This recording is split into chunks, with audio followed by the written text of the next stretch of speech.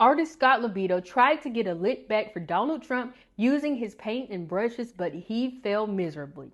The piece he created was no Mona Lisa. It would be better described as simply embarrassing. Scott is like a super fan of Donald Trump. He's been churning out all of these pro-Trump artworks and installations over the years, almost like a walking billboard for the former president. I mean, remember that massive T sign he painted? Quite the statement. It shows how he wears his love for Trump on his sleeves, or should I say on his canvas. So yeah, Scott LoBaido and Trump, it's like a match made in patriotic heaven. We'll take a look at his newest piece shortly, but first let's talk about what led to the art failure. Actor Robert De Niro shredded Trump to pieces outside a New York courtroom during the hush money trial. De Niro straight up said it like it was and called Trump a clown and accused him of trying to wreck American democracy. De Niro sent a fair warning saying that Trump is bad news, that we shouldn't take him lightly, compared him to dictators, and stressed how crucial it is to vote Trump out to avoid any more problems. But we know how the story goes. Whenever someone calls out Trump, his supporters seem to pounce right away. I mean, I get it, people are passionate about their beliefs, but the level of aggression and personal attacks that follow Trump around is alarming. It's like they're not interested in having a real discussion. They just want to shut down any opposition as quickly as possible. That's exactly what Scott tried to do with his new painting, but he should have put a little more thought into it. I'll let it speak for itself. Take a look. I said I'm filming for Scott, so I can't move. In response to Robert De Niro's insanity speech yesterday, how this man said that Donald Trump and us are ruining democracy.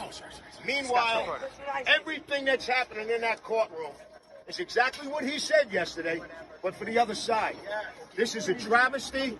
This is unconstitutional.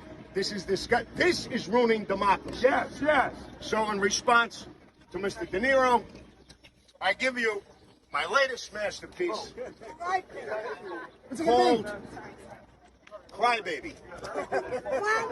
Go Citizen Scott.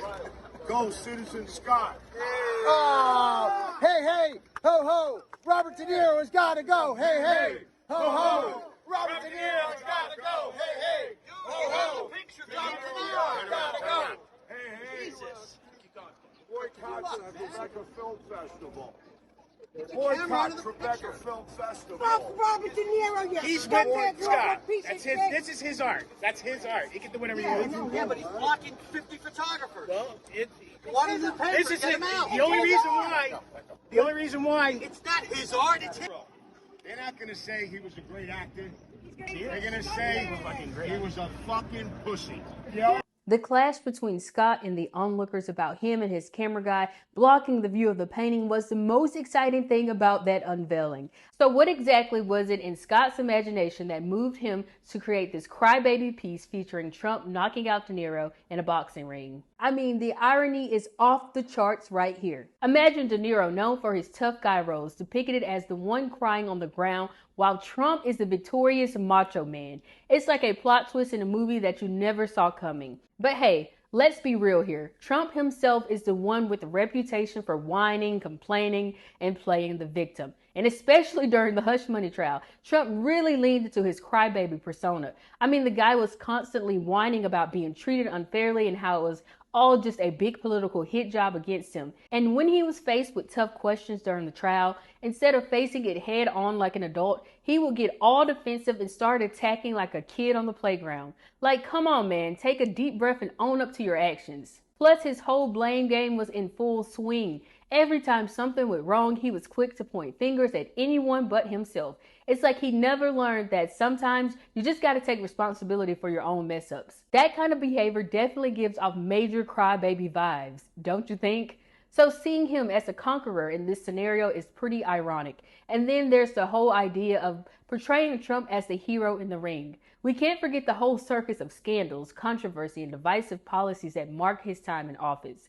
The dude was like a walking drama series, and very rarely in a good way. So glorifying him as a champ seems to overlook a whole lot of messy stuff that went down during his presidency. While art is all about personal interpretation, this piece feels like a missed opportunity for some real deep critique. It kind of ends up just glorifying Trump and painting his critics as losers without really acknowledging the nitty-gritty of who he actually is.